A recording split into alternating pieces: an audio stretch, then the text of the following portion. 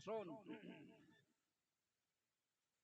আদর্শের কথা বহু বলা আছে। সেদিন দেখছিলাম, আপনারাও শুনেছেন, ইহুদিরা রাসূলুল্লাহ সাল্লাল্লাহু আলাইহি সাল্লামের সবকিছু তাদের কিতাবে দিয়েছে, পেয়ে গেছে।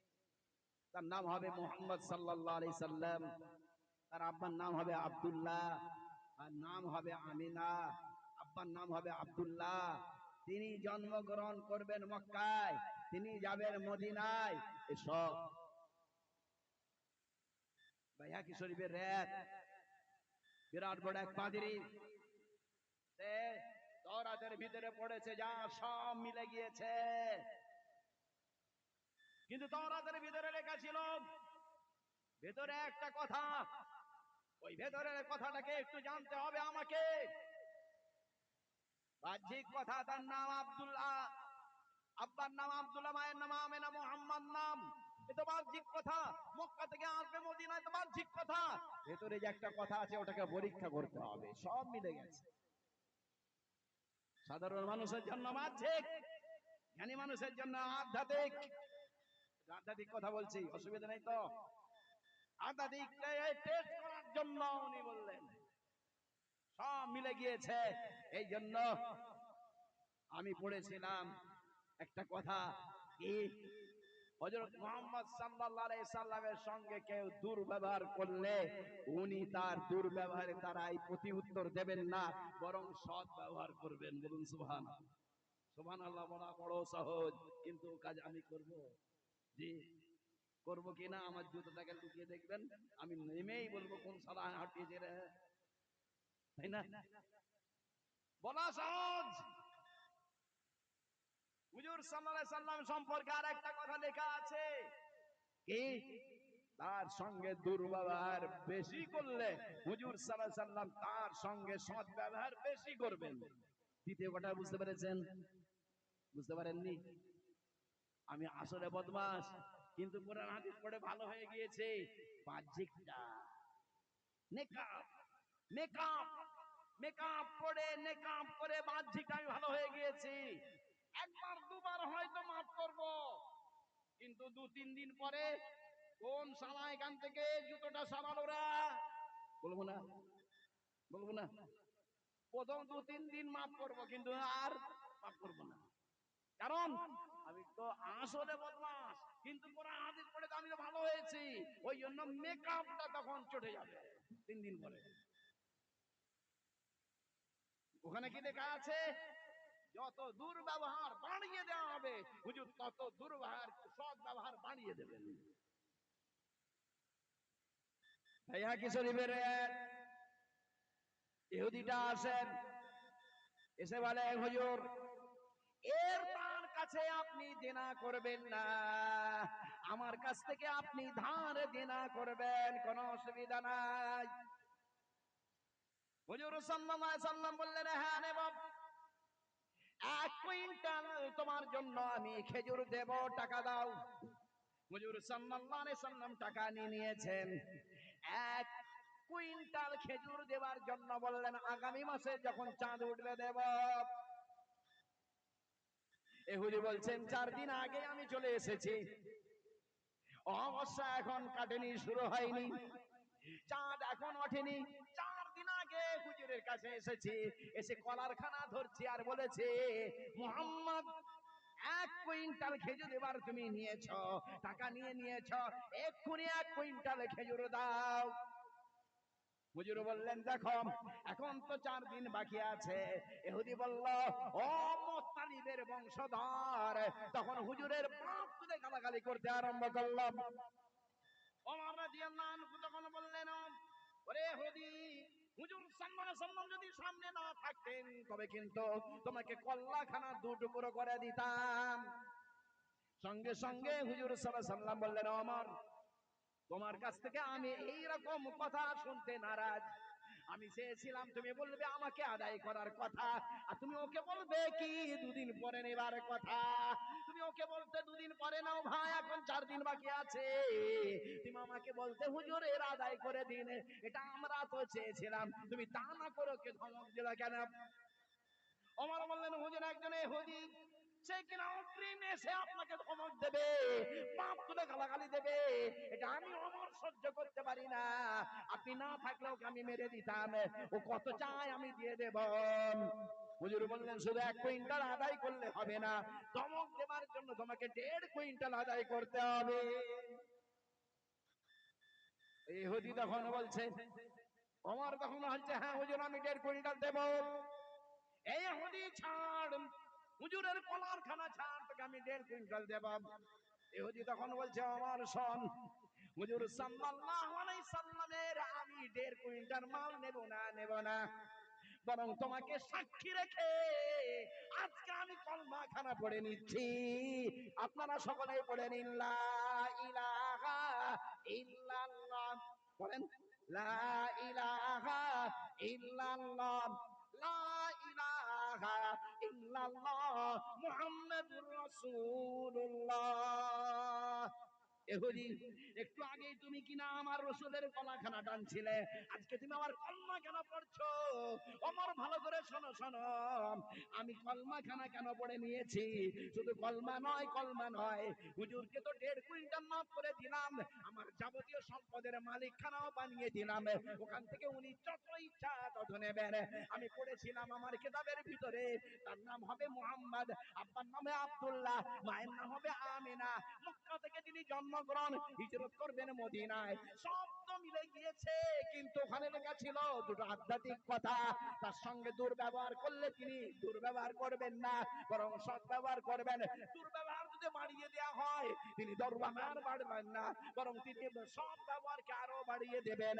এটা পরীক্ষা করার জন্য আমি এটা করেছিলাম।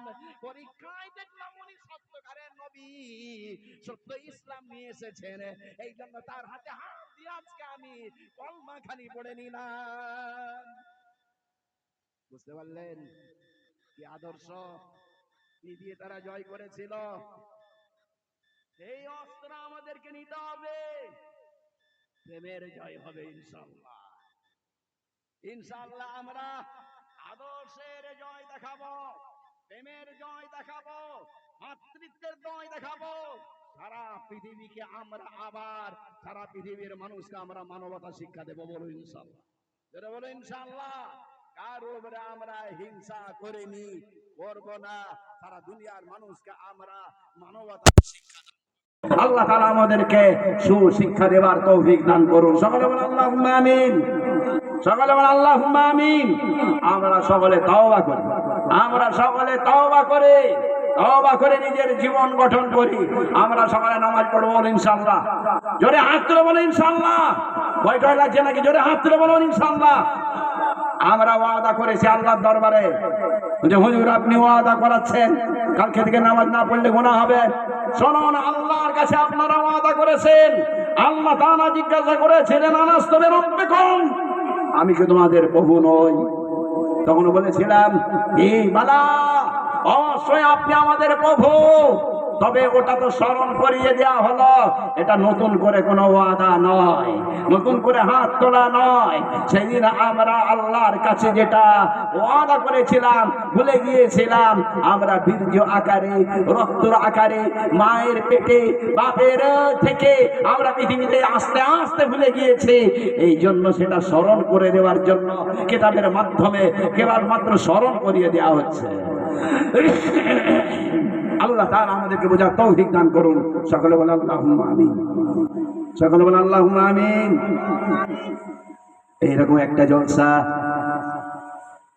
পরিবর্তন হয় কেমন করে মানুষ, এইরকম একটা জলসা, এই জলসাতে আহ্বান করা হয়েছে কে? মালিক ইবনে দিনারকে ধারণ করা হয়েছে। মালিক ইবনে দিনার, আপনি আসুন।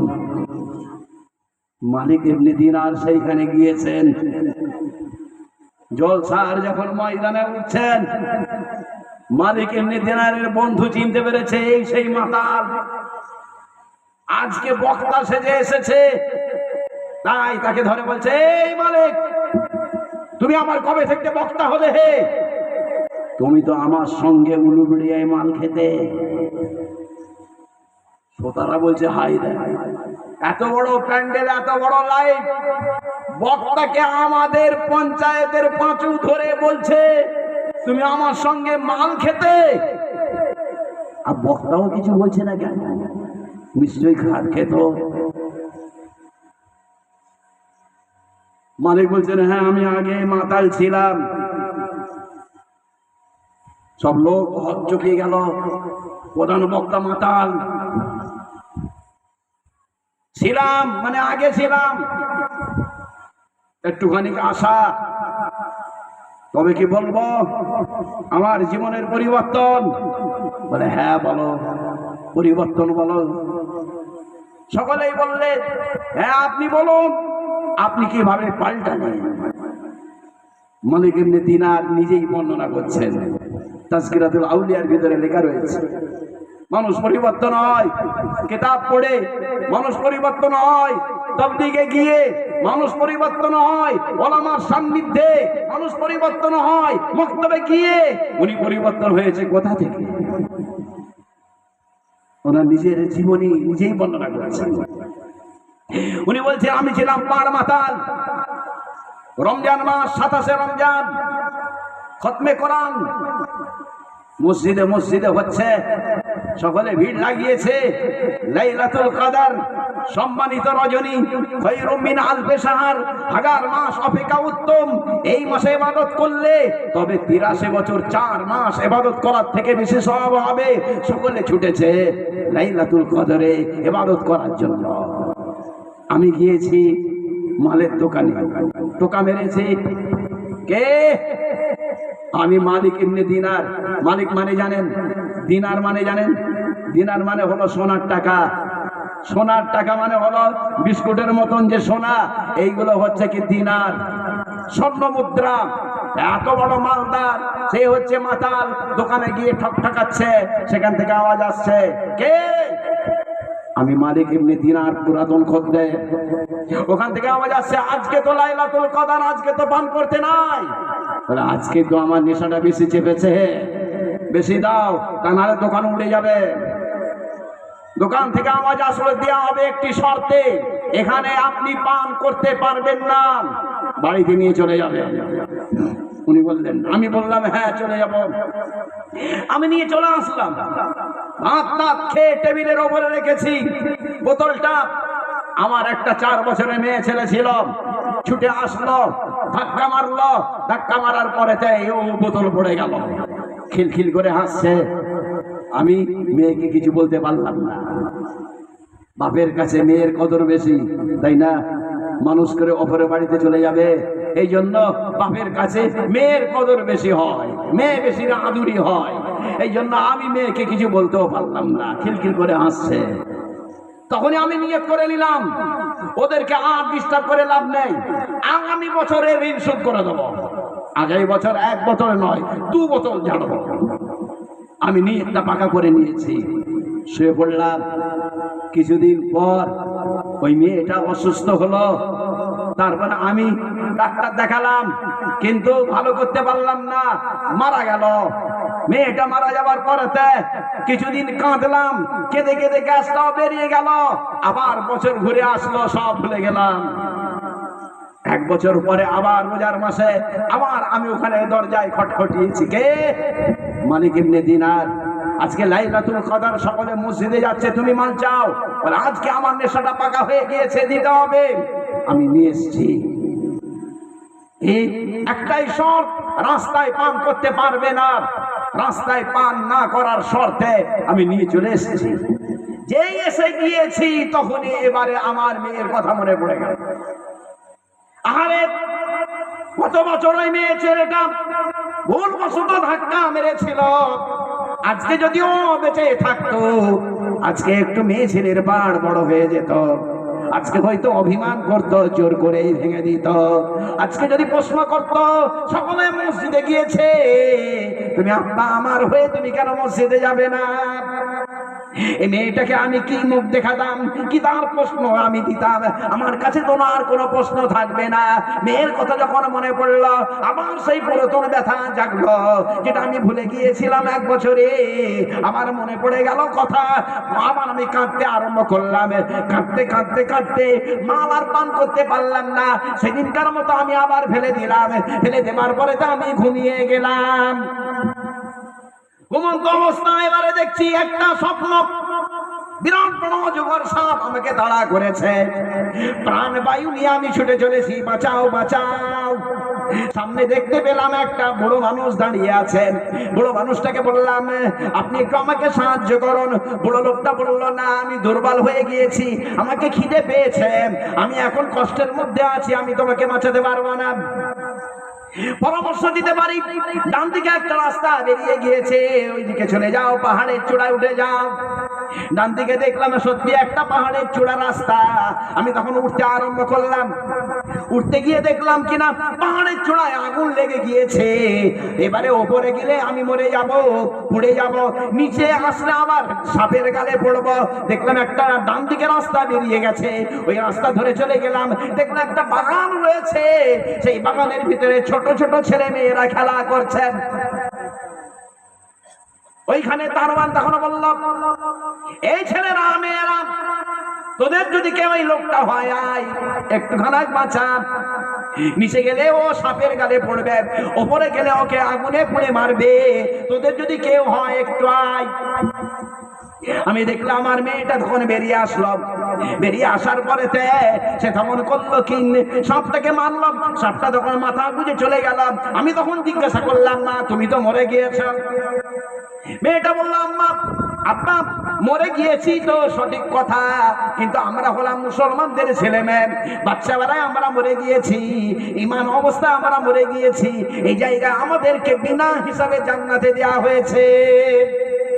শুধু এটাই নয়, কিয়ামতের ময়দান আমাদেরকে অধিকার দেয়া হবে, ডান হাতে আমরা বাপের কাপড়খানা ধরে ফেলব, বাম হাতে আমরা মায়ের কাপড়খানা ধরে ফেলব, দুই হাতে দুটো কাপড় ধরে আমরা বলবো, পিতা মাতাকে আমরা ছাড়বো না আল্লাহ, এই পিতা মাতাকে আমাদের সঙ্গে জান্নাতে দিতে হবে।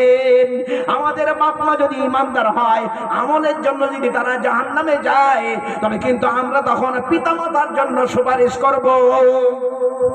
খুব সুন্দর কথা বলছো মা, বলো তবে এই সাপটাকে, তুমি তো তোমার অবস্থা বলে দিলে, সাপটাকে বলে, আব্বা জান সাপটা অন্য কেউ নয়, সাপটা হলো আপনারই একটা নফস, আপনারই নফস। আপনি ওই নফসটাকে কি করেছেন, খাইয়েছেন। নফসের খোরাক হলো কি, হারাম। নফসের খোরাক ছিল হারাম। ইন্নান নাসলা আমারাতুম বিসু, পারা নম্বর 13 পৃষ্ঠা নম্বর 1 লাইন নম্বর 1। নফস শুধু অন্যায়ের কথা বলে, এই নফসের খোরাক আপনি দিয়েছেন। নফসের খোরাক ছিল হারাম, হারাম খাইয়েছেন, ওটাকে আপনি খুব মোটা করে ফেলেছেন, এই জন্য আপনাকে খেতে চলেছে, জাহান্নামে ঢোকাতে চলেছে। মা তুমি খুব ভালো কথা বলছো। বুড়োটাকে আব্বা জান, বুড়োটা অন্য কেউ নয়, ওই বুড়োটা হচ্ছে আপনারই রূহ। রূহ মানে হলো আত্মা, নফস মানে হলো প্রবৃত্তি। দুটো মানুষ এই মানুষের ভিতরে আছে, একটার নাম হলো রূহ আত্মা, আরেকটা নাম হলো নফস মানে প্রবৃত্তি। দুটো মানুষ আছে এর ভিতরে, এই জন্য এই মানুষকে দোদুল্য ভাবা হয়, হয় না? কাজ যখন আমরা করি, বাজারে যাব কিনা জিজ্ঞাসা করছি, দোদুল্য হয় না, হয় না? বাজারে যাব কিনা দোদুল্য হয় না, হয় না? হয়তো যাবার আগে দোদুল্য হলো কেন? নিশ্চয়ই এই বডির ভেতরে দুজন আছে, একজনের নাম নফস আর একজনের নাম রূহ। বাংলায় বলে আত্মা, বাংলায় বলে প্রবৃত্তি। এই আত্মার প্রবৃত্তি দুটো আছে, এই জন্যই যখন আমরা কাজ করতে যাই দোদুল্য ভাব হয়। যদি একজন থাকতো তবে কিন্তু এই দোদুল্য ভাবটা হতো না।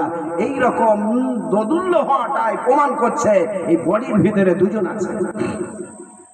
ওটা তবে কে? বুড়োটা যে বলছিল আমি দুর্বল হয়ে পড়েছি, আমাকে খিদে লেগেছে, ওটা কেউ নয় আব্বাজান, ওটা আপনারই তো, আপনার রূহ ছিল ওটা। আপনি ওকে খেতে দেননি। রুহের খোরাক ছিল নামাজ রোজা, রুহের খোরাক ছিল হালাল, রুহের খোরাক ছিল শিক্ষা সভ্যতা, এগুলো আপনি দেননি। না দেবার জন্য ওকে খিদে লেগেছে বলছে, ও বুড়ো হয়ে গিয়েছে। আপনি রুহের খোরাক দিন, নামাজ পড়ুন। আপনি নফসের খোরাক দেবেন না। মদ খা ছাড়ুন। খিলখিল করে তখন হাসতে আরম্ভ করলো, ঘুমখানা ভেঙে গেল। সঙ্গে সঙ্গে আমি তওবা করলাম। তওবা করার পরেতে আমি তখন এবারে পড়াশোনা করলাম। পড়াশোনা করার পরেতে আজকে আমি মালিক ইবনে দিনার হয়ে গিয়েছি। বন্ধু, ঘটনাটা শোনালাম। ইমানের মূল্য আমি বলেছি, আল্লাহর দাম সম্পর্কে আমি বলেছি, আল্লাহর কুদরত সম্পর্কে আপনাদেরকে বলেছি, আল্লাহ তাআলার কুদরত সম্পর্কে আমরা বললাম। আমি কিছুই ছিলাম না, আমাকে আল্লাহ তাআলা হিরো করেছেন। আল্লাহ তাআলা আমাদেরকে মহামূল্যবান ঈমান দিয়েছেন। দুনিয়া থেকেও দামি বস্তু, আখিরাত থেকেও দামি বস্তু, জান্নাত থেকেও দামি বস্তু আমাদেরকে কর্তব্য দেওয়া হয়েছে। সেই কর্তব্য আমাকে করতে হবে। আমরা কোনোদিন আর নফসের খোরাক দেবো না, রুহের খোরাক দেবো। বলে ইনশাআল্লাহ, সকলে বলে ইনশাআল্লাহ। আমরা তওবা করি, যদি আমরা তওবা করি তখন আল্লাহ বড় সন্তুষ্ট হন। আল্লাহ তাআলা তওবা করলে সবকে মুছে দেবেন। তওবার ফজিলত বহু আছে, তওবার ফজিলত বহু আছে। আল্লাহ তাআলা মুছে ফেলে দেবেন। 12:30 প্রায় বাজতে যাচ্ছে। 12টা পর্যন্ত বলেছিল, কিন্তু 12:30 বাজতে যাচ্ছে। এবার দোয়া করে দিই, এবার দোয়া করে দিই। দরুদ শরীফ পড়ি। জি, আর একটু অসুবিধা নেই তো? দরুদ শরীফ পড়েন, জোরে পড়েন তবে। আল্লাহুম্মা সাল্লি আলা সাইয়্যিদিনা নাবিয়িনা মাওলানা মুহাম্মদ ওয়া আলা আলি সাইয়্যিদিনা মাওলানা মুহাম্মদ। কোরআন বললাম, হাদিস বললাম, ইজমা বললাম, কিয়াস বললাম, আদর্শের কথা কিছু বললাম, কুদরতের কথা কিছু বললাম, নফসের কথা বললাম, রূহের কথা বললাম। ব্যক্তিগত জীবন আছে, সমাজগত জীবন আছে, রাষ্ট্রগত জীবন আছে। ভালো করে জেনে রাখুন, তথ্য অনেক রয়েছে।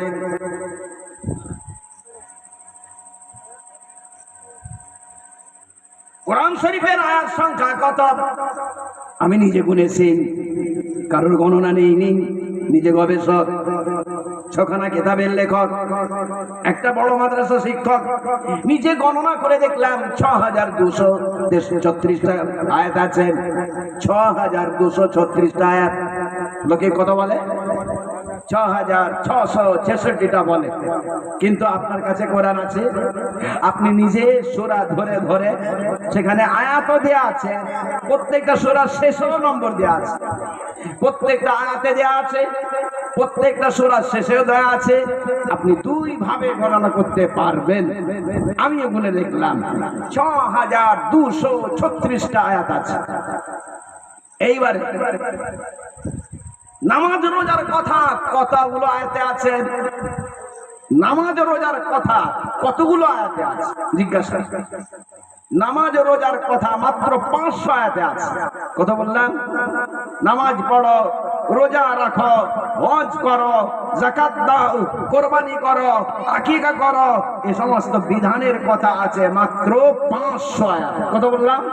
500। এটা কথা লেখা আছে। কিতাবটার নাম হলো নুরুল আনওয়ার উসুলুস শাসি। এটা হলো বিধান, মানে ইসলামিক ল। আর ইসলামিক ল এর উপরে আবার ল, সেইটাকে বলা হয় উসুল। তো উসুলের ফিকহ মানে হলো ইসলামিক জুরিস, আর তার উপরে আবার বিধান হয়েছে উসুল। সেইখানে বলা আছে মিকদারু খামসে আয়াত, মানে হলো 500 আয়াত মাত্র আছে কোরআন শরীফে বিধান। এইবারে বলুন 6236টা আয়াতের মধ্যে যদি 500টা যদি এখন হিসাব করা হয়, ক% দামে দাঁড়াবে? মাত্র 15% দাঁড়াচ্ছে নামাজ রোজার কথা, বিধানের কথা মাত্র 15%। বাকি সব কথা কি আছে? বাকি সব কথা কিন্তু এইগুলোই আছে। মানুষের অধিকার, মানুষের অধিকার, মানুষের অধিকার। প্রতিবেশীর অধিকার, পিতামাতার অধিকার, জন্তু জানোয়ারের সঙ্গে কি ব্যবহার করা হবে তার অধিকার, মানবতার পরিচয়। আলহামদুলিল্লাহ আমি লিখেছি, 250 তথ্য দিয়েছি। লোকে বলেছে ইংলিশ করো, তাকে আমি ইংলিশ পর্যন্ত করতে চলেছি। মানবতার পরিচয় এটা আমারই লেখা, এতে 250 তথ্য আছে কোরআন শরীফ থেকে সরাসরি 12 নম্বর, 16 নম্বর, আয়াত নম্বর, আরবিতে বাংলাতে। এতে আমি লিখেছি, কি লিখেছি? বিশ্ব মানবতার পরিচয়। সেখানে অধিকার আছে, নারীর অধিকার আছে, শিশুর অধিকার আছে, প্রতিবেশীর অধিকার আছে, জন্তু জানোয়ারের সঙ্গে কি ব্যবহার করবে, এই রকম করে করে মাত্র 250টা তথ্য আমি এতে তুলেছি। অনেক আছে, মাত্র তো 500টা আয়াত আছে, বাকি সব আছে অধিকার। কোরআন শরীফের প্রথম আয়াতটা পড়ুন তো, আল্লাহ সম্পর্কে কি বলা আছে? আলহামদুলিল্লাহি রাব্বিল আলামিন, সমস্ত প্রশংসা সে আল্লাহর, পালক যিনি সারা দুনিয়ার। আল্লাহকে মুসলমানদের বলা হলো না, আল্লাহকে বলা হয়েছে সারা দুনিয়ার। আল্লাহকে রব্বিল মুসলিমিন বলা হয়নি, আল্লাহকে রব্বিল মুমিনিন বলা হলো না। আল্লাহকে কোরআন শরীফের প্রথম বাক্যে বলা হয়েছে রব্বিল আলামিন, সারা বিশ্বের তিনি হলেন প্রতিপালক। মুসলমানদের খোদা নয়, মুসলমানদের আল্লাহ নয়, কেবলমাত্র মুসলমানদের প্রতিপালক নয়। ইসলামে যদি হীনমন্যতা থাকতো আলহামদুলিল্লাহি রাব্বিল মুসলিমিন বলা হতো, ইসলামে যদি সংকুচিত থাকতো তবে কিন্তু আলহামদুলিল্লাহি রাব্বিল মুমিনিন বলা হতো। রাব্বিল মুমিনিন, রাব্বিল মুসলিমিন না বলে রাব্বিল আলামিন বলা হয়েছে।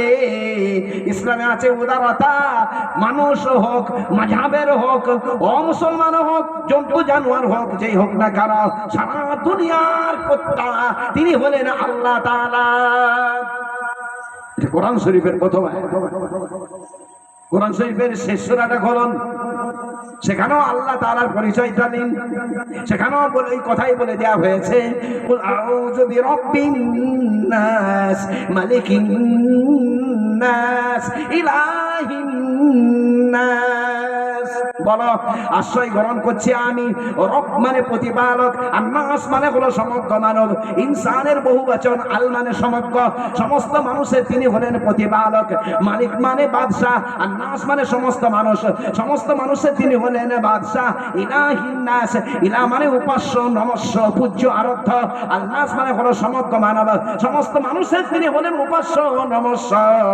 তবে আল্লাহ তাআলাকে সারা দুনিয়ার মালিক বলা হয়েছে, সারা দুনিয়ার বাদশা বলা হয়েছে, সারা দুনিয়ার উপাস্য বলা হয়েছে।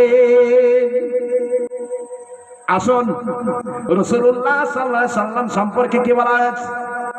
রাসূলুল্লাহ সাল্লাল্লাহু আলাইহি সাল্লাম সম্পর্কে দেখুন, কোন জায়গায় দেখাতে পারবেন না রাসূলকে মুহাম্মদ সাল্লাল্লাহু আলাইহি সাল্লামকে মুসলমানদের নবী বলা হয়েছে। কোন জায়গায় আপনি দেখাতে পারবেন না।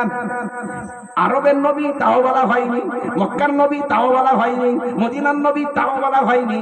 অন্যান্য নবীর জন্য জাতির নামকে জুড়ে দেওয়া হয়েছে, কিন্তু আমার নবীর জন্য কোন জাতির নামকে জোড়া হয়নি, কারণ অন্যান্য জাতির জন্য অন্য নবীকেই প্রেরণ করা হয়েছে, আর আমার নবীকে সারা দুনিয়ার জন্য প্রেরণ করা হয়েছে। ওয়াইলা আদিন আখাহুম হুদা, আদ জাতির জন্য হুদ আলাইহিস সালামকে প্রেরণ করা হলো, জাতির নাম আদ, নবীর নাম হুদ আলাইহিস সালাম।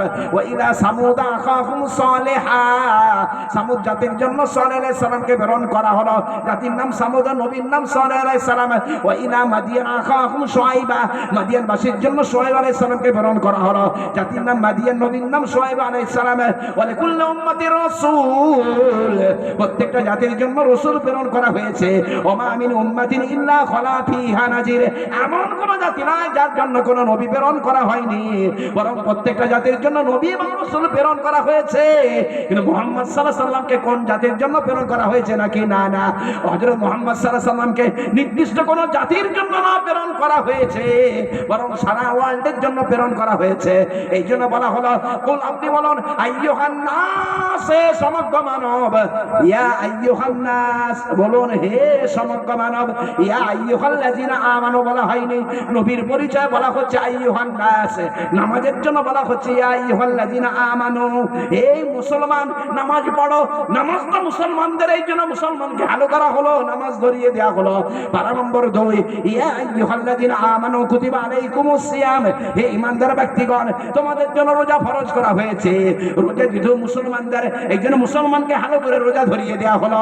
কিন্তু আল্লাহ রাসূল কিন্তু মুসলমানদের একা নয়, এই জন্য বলা হচ্ছে আইয়ুহান নাস, হে সমগ্র মানব, ইন্নী, নিশ্চয় আমি রাসূলুল্লাহ, আল্লাহর পক্ষ থেকে প্রেরিত, ইলাইকুম জামিআ, তোমাদের সকলের কাছে। আল্লাহ সারা দুনিয়ার, রসুল সারা দুনিয়ার, আমি আল্লাহর বান্দা, আমি রসুলের উম্মত, আমিও সারা দুনিয়ার। আমার মনেও কোনো হীন মন্যতা নেই। অন্যান্য জন হীন মন্যতা করেছে, তারা শেষ হয়ে যাবে। ইসলাম উদারতা করেছে, চিরঞ্জীবী হয়ে সারা পৃথিবীকে জয় করবে। বলুন ইনশাআল্লাহ, জোরে বলো ইনশাআল্লাহ। কেউ যারা বলতে পারলো না, কোরআন বলল কানান নাসু উম্মাতান ওয়াহিদান, মানুষের জাত একটাই। কেউ কি বলতে পেরেছে? কোন মানুষকে বলতে পেরেছে? না, কেউ বলতে পারেনি। মুসলমানদের কাছে কোরআন আছে, মাদ্রাসায় শিক্ষা দেয়া হয়, গোলামি শিক্ষা দেয়া হয় না, সেখানে উদারতা শিক্ষা দেয়া হয়। কানান নাসু উম্মাতান ওয়াহিদা, কানা মানে হয়, আন্নাস মানে সমগ্র মানব, উম্মত মানে জাতি, ওয়াহিদা মানে এক, সমস্ত পৃথিবীর মানুষ একই জাতি।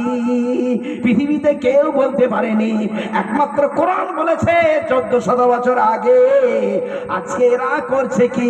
আজকে এরা তৈরি করছে, আজকে সনদ তৈরি করছে, আজকে আটলান্টিক সনদ তৈরি করছে, আজকে এবারে কি করছে? ন্যাশনাল লীগ তৈরি করছে। আজকে ওয়ার্ল্ডের মানুষ জমা হচ্ছে, সেখানে গিয়ে এবারে মানবতার জন্য তারা কাজ করছে, সেখানে স্বাক্ষর করছে।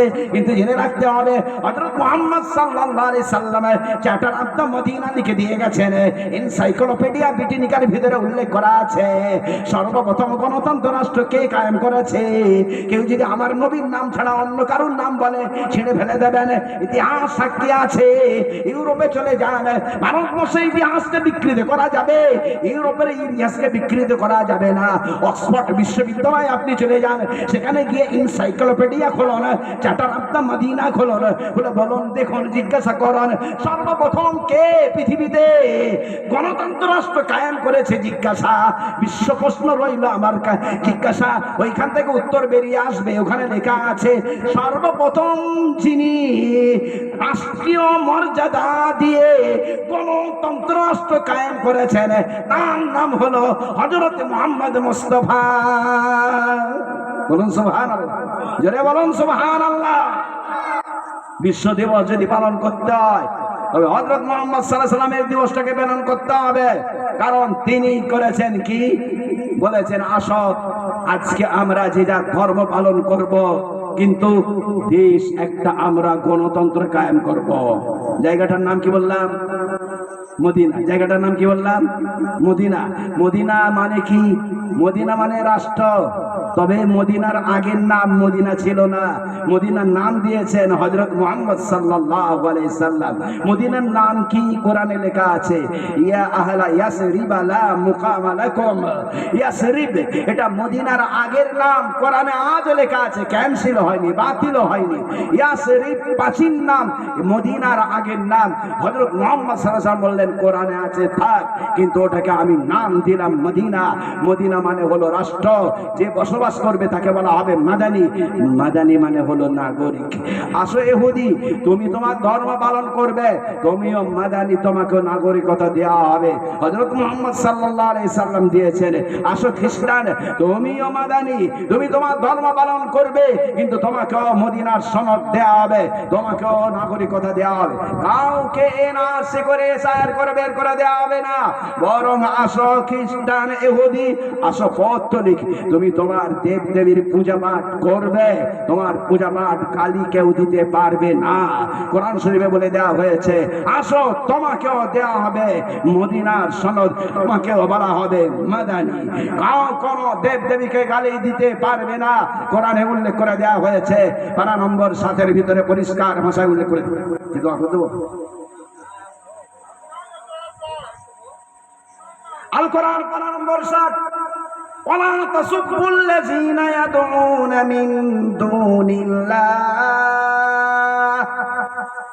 আল্লাহ ছাড়া অন্যান্য দেব দেবীকে যারা ডাকাডাকি করে, ওদের দেব দেবীকে তোমরা গালাগালি দিও না।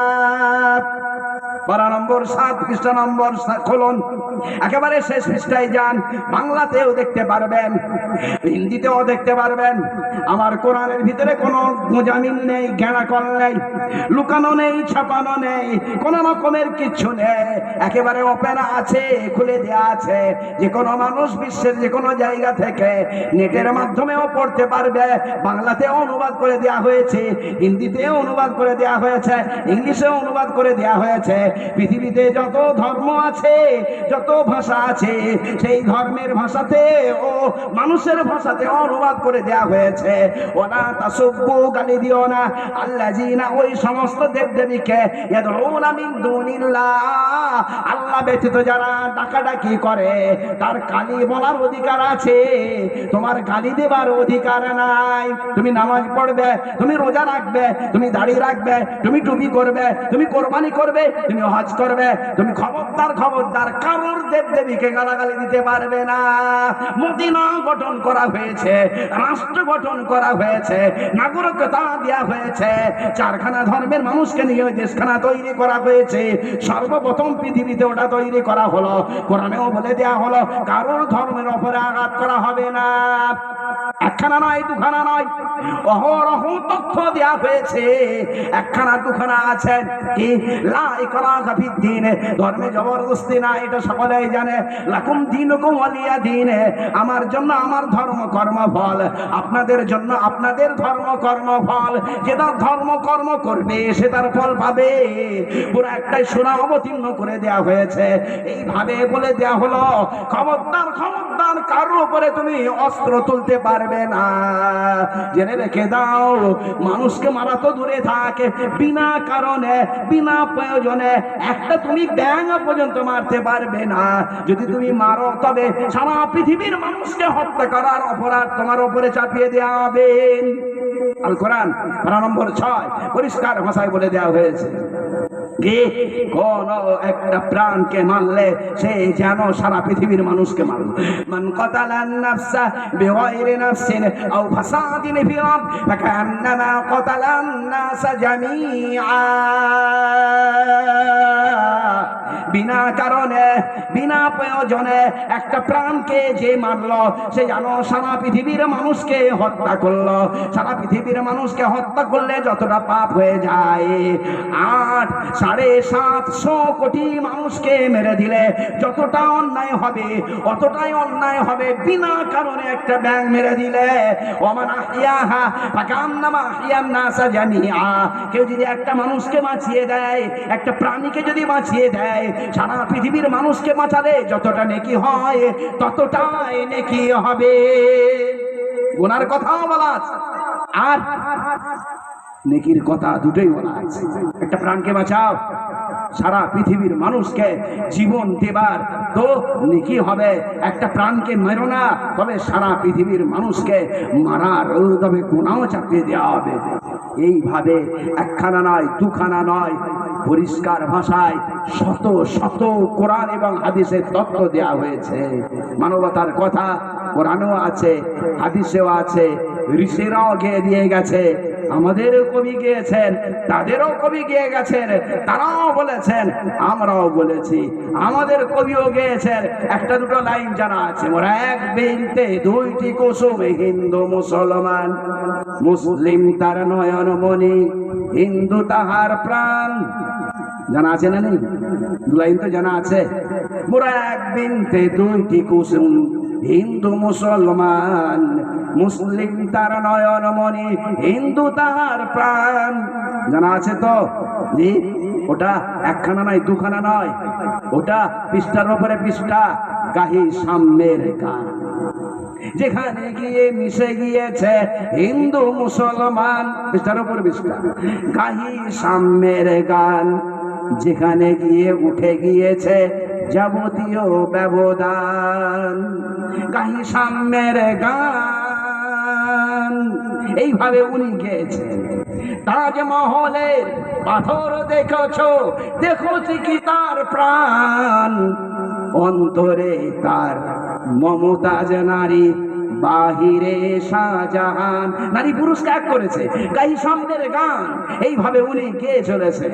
সকল দেশের সকল মানুষ সকল যুগে আসি, এক মোহনায় দাঁড়াই আসুন, এক বেদনার বাসি। একজনে দিলে ব্যথা, সমান হইয়া বাজে সে বেদনা, সকলের বুকে হেতা। একজনে দিলে অসম্মান, নিখিল জাতির সমবেদনা, সকলের অপমান। গাহি সাম্যের গান এইভাবে বলে দিয়েছে। কবি নজরুল ইসলামও গেয়েছেন, অতুল প্রসাদ সেন তিনিও গেয়েছেন, শুনেছেন, আমরা জানি, আমরা পড়েছি, আমাদের ছেলেমেয়েরা পড়েছে। হও ধর্মেতে বীর, হও করমেতে বীর, হও উন্নত শির, বলি ভেদা ভেদ জ্ঞান, হও সবে আগোয়ান, সাথে আছে ভগবান, হবে জয়। তিনি গেয়েছেন, গে বলে দিয়ে গেছেন, ৩৩ কোটি মোরা নাহি মোরাহীন, হতে পারি দিন তবু নাহি মোরাহীন। নানা ভাষা নানা মত নানা পরিধান, বিবিধের মাঝে দেখো মিলন মহান। ওই দেখো প্রভাত উদয়। নানা ভাষা থাকবে, নানা মত থাকবে, নানা ধর্ম থাকবে, এই নানার ভিতরে একটা ঐক্য বিরাজ করছে, তিনি এটা বলে গেছেন। তবে আমরা বাড়িতে কি সব এক খাবার খাই? খায় এক খাবার। বাচ্চা কি খায়? বাচ্চা খায় না, টানে, পান করে দুধ। জোয়ান কি চায়? জোয়ান দুধ খাবে না বলছে, দুধ পান করবে না বলছে। জোয়ান বলছে বিরিয়ানি দিলে ভালো হয়। বুড়ো কি বলছে? বুড়ো বলছে বিরিয়ানিও চলবে না, দুধও চলবে না, গ্যাস হচ্ছে, শুকনো মুড়ি হলে ভালো হয়। এক বাড়িতে এক খাবার তো নেই, খাবার নিয়ে বিভেদ করে লাভটা কি হবে? জিজ্ঞাসা আমার। এ বাড়ির ভিতরে তবে যারা বলছে একটাই খাবার খাবে, বাড়ির ভিতরের খাবারটা সবে সবে এক করে দিক। বাড়ি নিয়েই তো হয়েছে পাড়া, পাড়া নিয়েই তো হয়েছে গ্রাম, গ্রাম নিয়েই তো হয়েছে রাজ্য, রাজ্য নিয়ে তো হয়েছে দেশ, দেশ নিয়ে তো হয়েছে প্রদেশ, প্রদেশ নিয়ে তো হয়েছে বিশ্ব। বাড়ির খাবারটা এক নেই কেন? যারা খাবার বিতর্কে নেমেছে তাদেরকে জিজ্ঞাসা। পোশাক বিতর্ক, কে কি পরবে? বাড়িতে সব পোশাক কি এক? ভাবি কি পরছে আর মা কি পরছে? ভাবি সালোয়ার কামিজ আর মা শাড়ি, পোশাক কি এক আছে? বাচ্চাটা কি পরছে? জাঙ্গিয়া। ওর থেকে বড়টা কি পড়ছে? Half pant. ওর থেকে বড়টা কি পড়ছে? Full pant. আবার আব্বা পড়ছে লুঙ্গি, আবার কেউ প্যান্ট কেউ শার্ট। পোশাক বিতর্ক করে লাভটা তবে কি হবে? জিজ্ঞাসা আমার। যারা পোশাক বিতর্ক নিয়ে বিতর্ক করে তারা বাড়িটাকে পোশাকটা তবে এক করে দিক। বাড়ি নিয়েই তো পাড়া, পাড়া নিয়েই তো হয়েছে এই গ্রাম, এই গ্রাম নিয়েই তো হয়েছে রাজ্য, এই রাজ্য নিয়েই তো হয়েছে দেশ। তবে বাড়িতে দেখলাম পোশাকও আলাদা, খাবারও আলাদা। এই কথাই তো উনি বলেছেন। নানা ভাষা নানা মত নানা পরিধান, বিবিধের মাঝে দেখো মিলন মহান। নানা ভাষা থাকবে, নানা মত থাকবে, এই নানা মতের ভিতরে একটা ঐক্য বিরাজমান করছে, এরই নাম হলো ঐক্য। অতুল প্রসাদ সেন তিনি এটা বলে দিয়ে গেছেন। তবে কোরআন সে তার ভাষায় বলল, রসুল রসুলের ভাষায় বললেন, আল্লাহ আল্লাহর ভাষায় বললেন, ঋষি ঋষির ভাষায় বললেন, নবী নবীর ভাষায় বললেন, কবি কবির ভাষায় বললেন, রসুল রসুলের ভাষায়, ঋষি ঋষির ভাষায়, নবী নবীর ভাষায়, কবি কবির ভাষায়। আমরা গন্ডমূর্খ, আমরা বুঝি নাই, আমরা দ্বন্দ্ব করি। আল্লাহ তাআলা সকলকে বোঝার তৌফিক দান করুন। সকলে বলেন আল্লাহুম্মা আমিন। বন্ধু, তবে আমাদের আত্মশুদ্ধিও করতে হবে, আমাদের জাতি শুদ্ধিও করতে হবে, আমাদের তবে দেশটাও শুদ্ধি করতে হবে, আমাকে মানুষ হতে হবে। যদি আমি মানুষ না হই তবে কিন্তু এই পৃথিবী ছারখার হয়ে যাবে। যে যা ধর্ম সেটা থাকবে, যে যা পালন করবে, কারো উপরে হিংসা নয়। মদিনার সনদ এ তৈরি করেছিল, তারপরে ন্যাশনাল লীগ তৈরি করেছে, আটলান্টিক লীগ তৈরি করেছে, তারপরে তারা কি শান্ত সম্মেলন করেছে, তারপরে পৃথিবীকে শান্ত করার করেছে। কই শান্ত হলো কোথায়? এখনো পর্যন্ত তো বিশ্বে আগুন লেগেছে। মানুষ মানুষ না হলে কোনোদিন এই জাতিকে ঠিক করা যাবে না। ব্যক্তি দিয়েই হয় সমাজ, সমাজ দিয়েই হয় এই দুনিয়া।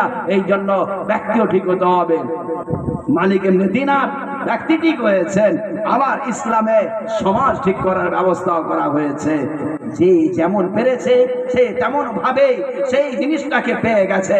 হযরত ওমর রাদিয়াল্লাহু আনহু তার জীবন ইতিহাস দেখলে আশ্চর্য হয়ে যাবেন। আপনারা অনেক বড় ইতিহাস পড়েছেন, আমি বড় ইতিহাস বলতে নারাজ। আপনারা শুনেছেন ওমর রাদিয়াল্লাহু আনহু ইসলাম কবুল করতে গিয়েছিলেন, বোন বোনাইকে পিটিয়েছে, অমুক তমুক আপনারা পড়েছেন। হ্যাঁ, লেখা আছে, সিরাতুল মুস্তাফার ভিতরে লেখা আছে, বিশুদ্ধ ইতিহাস ঠিক আছে, কিন্তু ওর থেকে আরো শুদ্ধ একটা ইতিহাস, ছোট্ট ঘটনা আপনাকে বলে দোয়া করে দেবো। শুনুন, হযরত ওমর রাদিয়াল্লাহু আনহু উনি ওনার ঘটনা আপনারা শুনেছেন, কিন্তু ও বড় ঘটনাটা বলছি না। বুখারী শরীফ, যেটা হচ্ছে কি কোরআন শরীফের পরের কিতাব, এই কিতাবটার 15 পারা এই বান্দা পড়ায়, আর 15 পারা দুজন মুফতি সাহেব পড়ান। যাই হোক, আবার আমাকে বিভিন্ন জায়গায় যেতে হয়, আবার ছাত্র দেখতে হয়, আবার ক্লাস মেনটেন করতে হয়, বিভাগ মেনটেন করতে হয়, আবার আমাদের লেখনী করতে হয়। এতগুলো কাজ করেও আমি আপনাদের সামনে এসেছি, দাওয়াত দিয়েছেন, যেখানে যাব ইনশাআল্লাহ কোনো অসুবিধা নেই। বাংলাদেশ আর অন্যান্য দেশে দাওয়াত, কিন্তু আমি যাইনি, কারণ আমি সন্দেহের চোখে পড়ে যাব। এই জন্য আসাম হতে গিয়েছি, ত্রিপুরা হতে গিয়েছি, বোম্বাই হতে গিয়েছি, দিল্লি হতে গিয়েছি, এই সমস্ত এলাকাতে আমি গিয়েছি। এখানেও এসেছি, আপনারা ডেকেছেন, আলহামদুলিল্লাহ, কোনো অসুবিধা নেই। অনেক লম্বা চওড়া ইতিহাস আছে, কিন্তু অনেক ইতিহাস নয়, একটা ছোট্ট ইতিহাস বলছি। আপনারা যেটা শুনেছেন ওটা ঠিক আমি বলেছি, যেটা কোথায় আছে ওটাও বলেছি, কিন্তু তার থেকে সহি আছে একটা ঘটনা, যেটা বুখারী শরীফে আছে। বুখারী শরীফের এক অংশ আমি পড়াই, ওর ভিতরে দেখলাম লেখা রয়েছে ওমর রাদিয়াল্লাহু আনহু তার ইতিহাস, জীবন, তার এই ইসলাম গ্রহণের খবর ওখানে বাম কায়েম করা আছে, মানে শিরোনামা দেয়া আছে, মানে ফিরিস দেয়া আছে, একটা সূচিপত্র দেয়া আছে। সেই সূচিপত্রে লেখা আছে বাব ইসলামে ওমর, ওমর রাদিয়াল্লাহু আনহুর ইসলাম গ্রহণ। ওইখানে লিখছেন উনি নিজেই, উনি বলছেন আমি হলাম কট্টর কাফের, আমি ইসলামের দুশমন, আমি মায়ের মন্দিরে শুয়ে আছি। মায়ের মন্দিরে শুয়ে থাকেন কেন? নিশ্চয়ই বুঝেছেন। মায়ের মন্দিরে শুয়ে আছেন কেন? নিশ্চয়ই বুঝেছেন। আমাদের দেশের মা গুলো হলো মাটি, আর আরবের দেশের মা গুলো হলো সোনার। বুঝতে পারছেন না? পারেননি? বুঝতে পারছেন না? পাচ্ছেন না? ওদের দেশের মা ছিল কি? সোনার। তো সোনার মা যদি থাকে একা, তো কিডন্যাপ হবে না? হবে না? চুরি হয়ে যাবে। ওমর আছে শুয়ে, এই কথা জানলে সেই পাড়াতে আর কোনো লোক আর ঢুকবে না। এই জন্য আমি রাত্রিবেলা মন্দিরে মন্দিরে একটু করে শুতাম। মায়ের মন্দির আমি শুয়ে আছি, হঠাৎ একটা স্বপ্ন দেখলাম। বাব ইসলামে আমার রাওয়াহুল বুখারী, বুখারী শরীফের শিরোনামা হলো ওমর রাদিয়াল্লাহু আনহু ইসলাম গ্রহণ। ওমর রাদিয়াল্লাহু আনহু বলেন, মায়ের মন্দিরে শুয়ে আছি, ঘুমিয়ে গেছি, এমন সময় দেখলাম একটা লোক একটা বাছুর আনলো, বাছুরটাকে এনে জবাই করতে আরম্ভ করলো। সকলে ওই দর্শন দেখার জন্য গোল হয়ে দাঁড়িয়েছে, আমিও দাঁড়িয়েছি। এবারে যখন জবাই করে দেয়া হলো, ওই সময় দেখলাম মরা বাছুরের পেট থেকে একটা আওয়াজ বের হলো, ইয়া জালিহ, হে বলিদাতা, আমরুন নাজিহ, শোনো মুক্তির কথা। রাজুলুন ফাসিহ বলছেন একজন স্পষ্টভাষী, লা ইলাহা ইল্লাল্লাহ, আল্লাহ ব্যতীত কোনো উপাস্য নাই। যে যার মেরেছে ছোট, যখনই দেখছে কিনা মোরা বাছুরের পেট থেকে আওয়াজ আসছে, মনে হয় জ্যান্ত ভূত এবারে ধরবে আমাকে, এই জন্য যে যার মেরেছে ছোট, কিন্তু আমি ছুটি নাই, আমি দাঁড়িয়ে আছি। আমি এবারে সাহস করে বললাম, না আমি পালাবো না, আমি সাহসী মানুষ, আমি দেখবো, আমি তদন্ত করব, উদ্ধার করব, আওয়াজটা কোথা থেকে আসে। আমি আবার শুনতে পাচ্ছি, একাকি দাঁড়িয়ে আছি, ওই বলি দিয়া বাছুরের পেট থেকে আওয়াজ আসছে, ইয়া জালি, হে বলি দাতা আমরুন নাজি, শোনো মুক্তির কথা। রাজুলুন ফাসি, একজন স্পষ্টভাষী, ইয়াকুলু লা ইলাহা ইল্লাল্লাহ, বলছেন আল্লাহ ব্যতীত কোনো উপাস্য নাই। বারবার যখন ওই আওয়াজটা পাই তখন ঘুমখানা ভেঙে গেল। যেমন আমাদের অ্যালার্ম একবার যখন হয় তখন ঘুম ভাঙে না, 5-10 মিনিট পরে আবার রিপ্লে হয়, তখন আবার ঘুম ভাঙে। বারবার হওয়ার জন্য ঘুমখানা ভেঙে গেল। ঘুমখানা যখন ভাঙলাম তখন দেখি আমি মায়ের মন্দিরে শুয়ে আছি, কোনো কিচ্ছু নেই, কোনো বাছুরও নেই, কোনো কিচ্ছু নাই। তখনই আমি মনে করে নিয়েছি এই স্পষ্টভাষীটা অন্য কেউ নয়, স্পষ্টভাষী হলেন আব্দুল্লাহর বেটা মুহাম্মদ সাল্লাল্লাহু আলাইহি সাল্লামের। এর মুখ দিয়ে মনে হয় বের হবে লা ইলাহা ইল্লাল্লাহ। তার কিছুদিন পরেতে হযরত মুহাম্মদ সাল্লাল্লাহু আলাইহি সাল্লাম ঘোষণা দিয়েছেন, আইয়ুহান নাস, হে মানব জাতি, কুলু লা ইলাহা ইল্লাল্লাহ, আল্লাহ ব্যতীত কোনো উপাস্য নাই, এটা তোমরা বলে নাও। আনা মুহাম্মাদুর রাসূলুল্লাহ, আমি মুহাম্মদ সাল্লাল্লাহু আলাইহি সাল্লামকে মেনে নাও, তুফলিহু, তোমরা কামিয়াব হয়ে যাবে। সকলে মিলে তখন গালাগালি করেছে, সকলে মিলে তখন এবারে মারামারি করেছে, কিন্তু ওমর রাদিয়াল্লাহু আনহু তিনি কিন্তু ওই স্বপ্নের কথা ভুলে গিয়েছিলেন। যখন এবারে বোনাইকে মারলেন, মারার পরে তো হুজুরের কাছে যখন গিয়েছেন, হুজুর যখন বলেছেন ওমর এইভাবে কতদিন চলবে, স্বপ্নের কথা তখন মনে পড়ে গিয়েছে, সঙ্গে সঙ্গে উনি কলমাখানা পড়ে নিয়েছেন। বন্ধু আমার, দোস্ত আমার, আমাদের ব্যক্তি জীবন আছে, পরিবার জীবন আছে, একটা রাষ্ট্র জীবন আছে, সমাজ জীবন আছে। সমস্ত জীবনগুলোকে আমাদের লক্ষ্য করতে হবে, সবগুলোকে আমাদেরকে পালন করতে হবে, তবে এই পৃথিবীতে আমাদের শান্তি আসবে। আমাদের ওলামায়ে কেরাম রয়েছেন, ওলামায়ে কেরাম আছেন, তাদেরকে আমরা লক্ষ্য করব। এই এত বড় এলাকায় এখানে আলেম দরকার, হাফেজ দরকার। হাফেজ নেই, একটা আলেম নেই। যদি হাফেজ আলেম না থাকে, বাইরেকার লোক এসে সে কি করবে? অসুবিধা করবে। এই জন্য এলাকার হাফেজ দরকার, আলেম দরকার। আর এলাকাতে কি জামাতের কাজ হওয়া দরকার, মক্তবের কাজ হওয়া দরকার। এত বড় এলাকায় সেখানে একটা মক্তব নেই, ছেলেমেয়েরা নামাজ কি করে শিখবে, রোজা কি করে শিখবে? অনেক জায়গাতে কিছু লেখাপড়া মানুষ আছে, লেখাপড়ার মাধ্যমে শিখতে পারে, এই জন্যই কেতাব লেখা। কিছু মানুষ জানে, লেখাপড়ার মাধ্যমে শিখতে পারে, এই জন্য কেতাবও আমি লিখেছি, যাতে করে বয়ান বক্তব্য শুনলো। কিন্তু টোটাল ইসলামের মৌলিক কথাগুলো কি? মৌলিক কথা হলো ইমান, মানতে হবে, আমল কিছু করতে হবে। এটা হলো কি? ইমান, আমল, এগুলো সব হচ্ছে কি আল্লাহর ব্যাপার। হুকুকুল্লাহ, হুকুকুল ইবাদ কি আছে? হুকুকুল ইবাদ মানবতা, এর উপরে কিতাব লিখেছি। এরপরেতে এর উপরে উদ্বুদ্ধ করবে কি পরকালের চাহিদা, এর জন্য কিতাব লিখেছি। কেমন করে মানুষকে প্রচার করা হবে, এর জন্য তাবলীগের পরিচয় কিতাব লিখেছি। কেমন করে এই পদ্ধতি হবে, মাযহাবে হানাফিয়া, এর উপরে অনেকজন কথা তুলেছে। তারা বলেছে কি মাযহাবে হানাফিয়াতে কোনো হাদিস নেই। তাদেরকে বললাম আছে, আসো। তারা কাছে আসেনি, তারা নেটে ওরকম উল্টো পাল্টা বলেছে। তাদের জন্য একটা কিতাব লিখেছি মাযহাবে হানাফিয়াতে, প্রত্যেকটা কথা হাদিস দ্বারাই প্রমাণিত। 40টা বিষয়ের উপরে 400 হাদিস, 1000 প্রমাণ আরবিতে বাংলাতে লিখেছি। ওরা বইটা নিয়ে গেছে আরবে, আরবে শেখদেরকে দেখিয়েছে এটা কি ঠিক? তারা বলেছে নাম নাম, হ্যাঁ এগুলো ঠিক। এখানে এসে চুপ করে গেছে আর আমার সঙ্গে দেখা করেনি। তাদেরকে বলেছি মাযহাবে হানাফিয়ার কোন আমলটা হাদিস বিরোধী একটা আপনি দেখান, দেখাতে পারেনি, তারা কাছেও আসেনি। সকলকে হেদায়েত দেবেন না আল্লাহ, আল্লাহ তাআলা যাকে চাইবেন তাকে হেদায়েত দেবেন। হেদায়েত কার হাতে? জোরে বলেন, জোরে বলেন, কার হাতে? আল্লাহর হাতে। তবে আল্লাহর হাতে হেদায়েত আছে। এই জন্য আমাকে হেদায়েত পথে চলতে হবে, হেদায়েতের জন্য দোয়া করতে হবে, সমস্ত মানুষকেও সেই পথে আনার জন্য চলতে হবে। এর জন্য পথ আছে, পাথেও আছে। পাথেও হলো কোরআন হাদিস, পথ হলো আমাদের ওলামায়ে কেরাম। মক্তব হোক, মসজিদ হোক, জামাত হোক, জমিয়ত হোক, তবলিগ হোক, ইসলামিক সংগঠন হোক, সেইগুলোতে যুক্ত থাকতে হবে। সেইখানে গিয়ে আমাদেরকে সময় দিতে হবে আর তার উপরে আমল করতে হবে। আমরা সকলে করবো ইনশাআল্লাহ, সকলে বলি ইনশাআল্লাহ। ছেলেগুলোকে আপনার একটু মানুষ করুন। এই নয় জন্ম দেয়া মানুষ, জন্ম দেয়া যদি মানুষ হতো তো পাঁঠাও তবে বাপ হয়ে যেত, তাই না? পাঁঠাও তো প্রত্যেক দিন মানে কি জন্ম দেয়, পাঁঠাকে কেউ বাঘ বলে? পাঁঠাকে কেউ বাঘ বলে না। কেন? পাঁঠা সে তার ছেলেগুলোকে মানুষের মতো মানুষ করতে পারে না, ওই জন্য পাঁঠা পাঁঠাই রয়ে গিয়েছে। মানুষকে বাপ বলা হয় কেন? মানুষ সে তার সন্তানকে মানুষের মতো মানুষ করে, এই জন্য বাপ বাপ হয়। বাপ আর পাঁঠার মধ্যে পার্থক্য বুঝলেন? কিছু কিছু বুঝলেন? পাঁঠা পাঁঠা রয়ে গেছে কেন? সে তার সন্তানকে মানুষ করতে পারে না। আর মানুষ বাপ হয়েছে কেন? সে তার সন্তানকে মানুষ করে। জন্ম দেয়া কেবল ওই বাপের কাজ নয়, জন্ম দেয়া কেবল মায়ের কাজ নয়, ওটা তো জন্ম দেওয়ার সঙ্গে তারপরে আরো করণীয় আছে।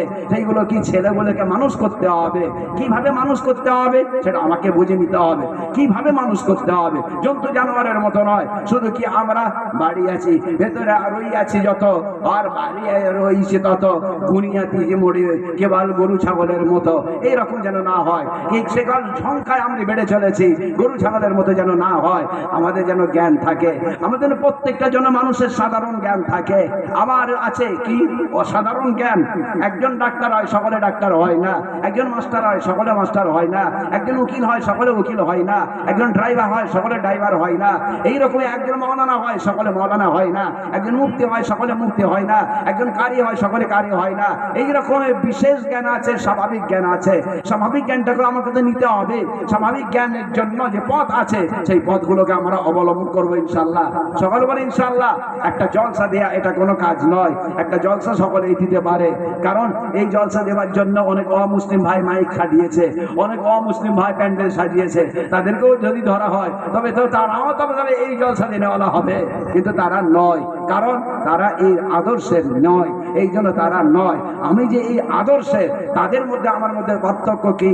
মাইকওয়ালা, প্যান্ডেলওয়ালা, পাখাওয়ালা এরা আর আমরা শ্রোতা যদি একই হয়ে যায় তবে জিজ্ঞাসা আমার পার্থক্য কোথায়? জিজ্ঞাসা আমার, একটু চিন্তা ভাবনা করবেন। ওখানে মাইকওয়ালাও ছিল আর আমিও ছিলাম। ও তো কাল সকালে ওই आलू की तरकारी है जो पहले थी वही तो है, वही तो बदलने के नाम नहीं लेती है। ওই রকম যদি আমি হই তা আমাদের লাভটা কি হলো? কি লাভ হলো? না, আমাকে আল্লাহ তাআলা মানুষ করেছেন।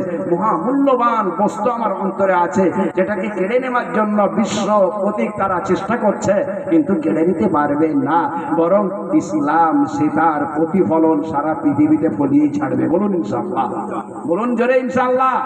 আল কোরআন পারা নম্বর 6 বলতে নেই ভয়, ওয়া মিন আহলিল কিতাব ইল্লা লা ইউমিনানা বিহি ক্বাবলা মাউতিহি ওয়া ইয়াওমাল কিয়ামাতি ইয়াকুনু আলাইহিম শাহীদা। কিয়ামতের পূর্বে যে একটা লক্ষণ হবে সেটা হলো এই, হযরত ঈসা আলাইহিস সালাম আসবেন, তখন সব ধর্মের মানুষ মুসলমান হয়ে যাবে। বলুন সুবহানাল্লাহ। পারা নম্বর 6 খুলে দেখে নিতে পারেন। ওয়া মিন আহলিল কিতাব, অন্য কোন ধর্মের মানুষ থাকবে না।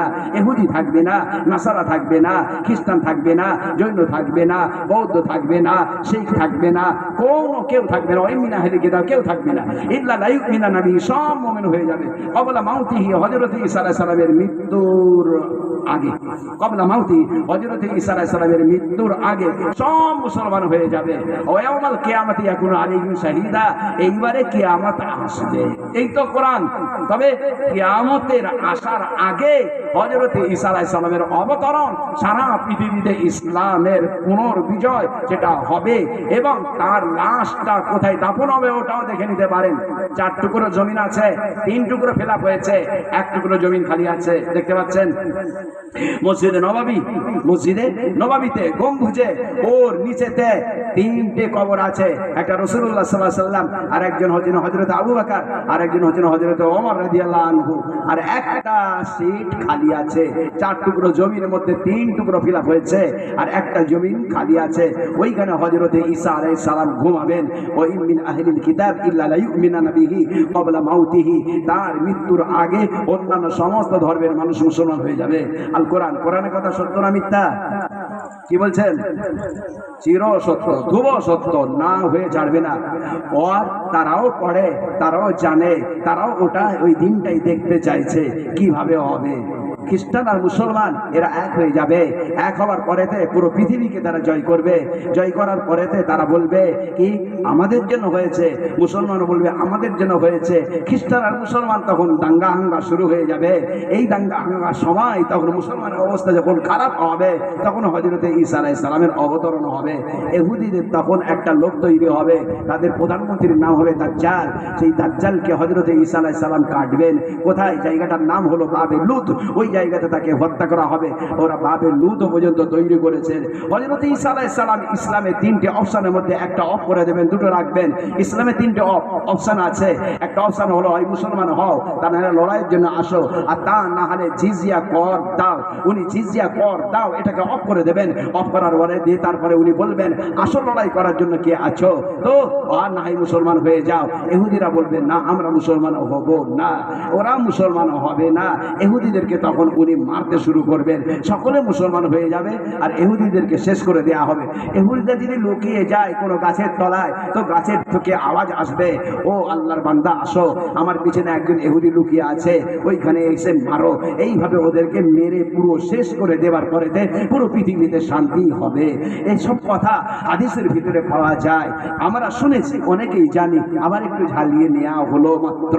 আমার ঈমান আছে, ওই ঈমানের চাহিদা অনুপাতে আমাকে কথা রাখতে হবে, সেই অনুপাতে আমাদেরকে আমল করতে হবে। করব।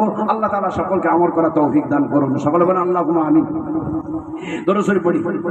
আল্লাহুম্মা সাল্লি আলা মুহাম্মাদিন ওয়া আলা আলি মুহাম্মাদ কামা সাল্লাইতা আলা ইব্রাহিম ওয়া আলা আলি ইব্রাহিম ইন্নাকা হামিদুম মাজিদ। আল্লাহুম্মা বারিক আলা মুহাম্মাদিন ওয়া আলা আলি মুহাম্মাদ কামা বারাকতা আলা ইব্রাহিম ওয়া আলা আলি ইব্রাহিম ইন্নাকা হামিদুম মাজিদ। الحمد لله رب العالمين. نستغفر الله الذي لا إله إلا هو الحي القيوم ونتوب إليه. اللهم ربنا ظلمنا أنفسنا وإن لم تغفر لنا وترحمنا لنكونن من الخاسرين. اللهم ربنا آتنا في الدنيا حسنة وفي الآخرة حسنة وقنا عذاب النار. ربنا لا تجعلنا فتنة للقوم الظالمين ونجنا برحمتك من القوم الكافرين. اللهم إنا نجعلك في نحورهم ونعوذ بك من شرورهم. لا إله إلا الله الحليم الكريم. سبحان الله رب العرش العظيم والحمد لله رب العالمين. نسألك موجبات رحمتك وعزائم مغفرتك والغنيمة من كل بر والسلامة من كل إثم.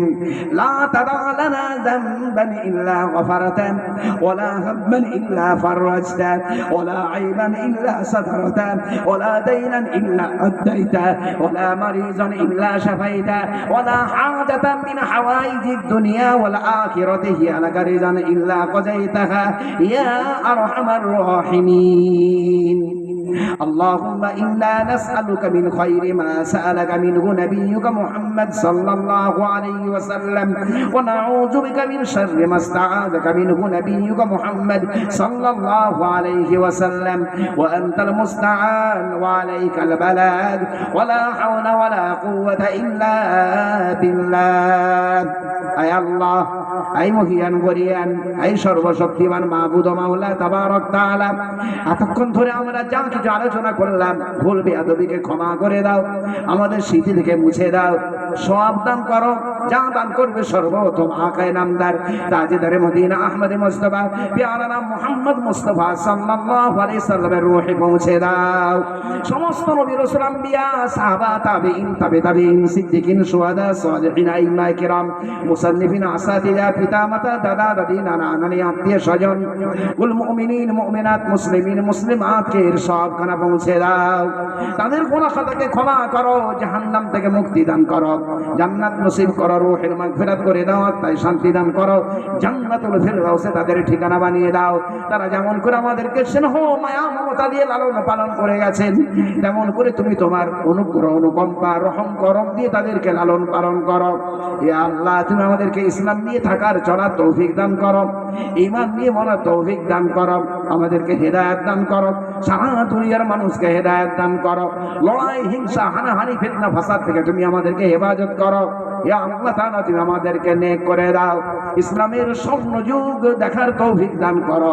ঘরে ঘরে হাফেজকারী মাওলানা মুফতি তৈরি করে দাও, ডাক্তার মাস্টার উকিল অ্যাডভোকেট তৈরি করে দাও, সমাজের যাবতীয় প্রয়োজনকে তুমি পূরণ করে দাও। ইয়া আল্লাহ তাআলা, সকলকে তুমি নামাজি করো, সমাজি করো। ইয়া আল্লাহ তাআলা, সকলকে তুমি দিনদার পরেজগার করে দাও, আমাদের সকলের যাবতীয় অসুবিধাকে দূর করে দাও, আমাদের যাবতীয় প্রয়োজনকে পূরণ করে দাও। যে যে অভাবের মধ্যে পড়ে আছে সেই অভাবকে তুমি পূরণ করে দাও। ইয়া আল্লাহ তাআলা, সম্পন্ন করে দাও। ইয়া আল্লাহ তাআলা, যারা বেকার আছে তাদেরকে কর্মসংস্থান করে দাও। ইয়া আল্লাহ তাআলা, যুবক যুবতীদেরকে সুপাত্র সুপাত্রীর ব্যবস্থা করে দাও। ইয়া আল্লাহ তাআলা, তুমি আমাদেরকে সকল দিক দিয়ে কামিয়াবি দান করো, না কামি থেকে তুমি আমাদেরকে হেফাজত করো। যারা দোয়ার জন্য আবেদন করেন তাদেরকে তুমি ইয়া আল্লাহ তাআলা তাদের নেক নিয়তকে তুমি কবুল করো, তাদের প্রয়োজনকে পূরণ করে দাও, তাদের অসুবিধাকে দূর করে দাও, এলাকাকে কবুল করো। ইয়া আল্লাহ তাআলা, মুরব্বিদের হায়াত দারাজ করো, বাচ্চাদেরকে ইসলামিক আদর্শে জীবন গঠন করা তৌফিক দান করো, জওয়ান যুবকদেরকে ইসলামের ইসবিয়া দান করো, মা বোনেদেরকে ইসলামিক ঘর সাজানো তৌফিক দান করো। জলসা কমিটিকে কবুল করো, এলাকাকে কবুল করো, ওলামাকে কবুল করো, বেশি করে খেদমত করা তৌফিক দান করো, আমাদের তালিম তাকলিদ তাসনিফকে কবুল করো। ইয়া আল্লাহ তাআলা, তুমি আমাদেরকে কবুল করে নাও, আমাদের প্রতিষ্ঠানকে, আমাদের শিক্ষা সভ্যতা, আমাদের সংস্কৃতিকে তুমি বাকি রাখো। ইয়া আল্লাহ তাআলা, যারা ইসলাম বিরোধী মাথা চাড়া দেয় তাদের মাথায় তুমি হিদায়াত দিয়ে দাও। ইয়া আল্লাহ তাআলা, হিদায়াতের ফয়সালা যদি না হয় তাদের দুষ্ট চক্রান্ত থেকে বিশ্ব মুসলমানের জানমাল ইজ্জত আবরুকে হেফাজত করে নাও। ইয়া আল্লাহ তাআলা, তাদেরকে তুমি সুমতি দান করো। ইয়া আল্লাহ তাআলা, তাদেরকে তুমি সুমতি দান করো, সারা দুনিয়ার মানুষকে হেদায়েত দান করো, সারা দুনিয়ার মুসলমানের জানমাল ইজ্জত আবরুকে সমস্ত রকমের ক্ষয়ক্ষতি থেকে হেফাজত করো, আয় উন্নতি দান করো, ক্ষয়ক্ষতি থেকে হেফাজত করো, মঙ্গল দান করো, কল্যাণ দান করো, অমঙ্গল অকল্যাণ থেকে হেফাজত করো, রোগ জ্বালা দুঃখ কষ্ট আপদ বিপদ থেকে হেফাজত করো, বেকারত্ব থেকে তুমি আমাদেরকে হেফাজত করো, অভাব অনটন থেকে তুমি আমাদেরকে হেফাজত করো, নিফাক কুফর থেকে হেফাজত করো। ইয়া আল্লাহ তাআলা, সারা দুনিয়ার মানুষকে তুমি হজ করা তৌফিক দান করো, যারা একবার গিয়েছে তাদেরকে বারবার যাবার তৌফিক দান করো। ইয়া আল্লাহ তাআলা, যারা হজ সম্পন্ন করছেন ইয়া আল্লাহ, সুষ্ঠুভাবে বাড়ি ফিরিয়ে দাও। মেহেরবানি করে তুমি আমাদের দোয়াকে কবুল করে নাও, চাইতে জানি না বলে ফিরিয়ে দিও না, বরং যা চাইলে তুমি দেবে তাও তুমি দান করো, যাবতে পরিত্রাণ চাইলে তুমি আমাদেরকে হেফাজত করবে তাওতে হেফাজত করো। আল্লাহ, তুমি আমাদের দোয়াকে কবুল করে নাও, যাকে পছন্দ করো তার ওসিলায় দোয়াকে কবুল করো, তোমার রহম করমে দোয়াকে কবুল করো, রাসূলুল্লাহ সাল্লাল্লাহু আলাইহি সাল্লামের ওসিলায় আমাদের দোয়াকে কবুল করো, তোমার নেক ওলিয়া আউলিয়ার ওসিলায় আমাদের দোয়াকে কবুল করে নাও। ربنا تقبل منا إنك أنت السميع العليم وتب علينا إنك أنت التواب الرحيم سبحان ربك رب العزة عما يصفون وسلام على المرسلين والحمد لله رب العالمين وصلى الله تعالى على خير خلقه محمد وعلى آله وأصحابه أجمعين آمين يا أرحم الراحمين সালামের উত্তর চাই। আসসালামু আলাইকুম।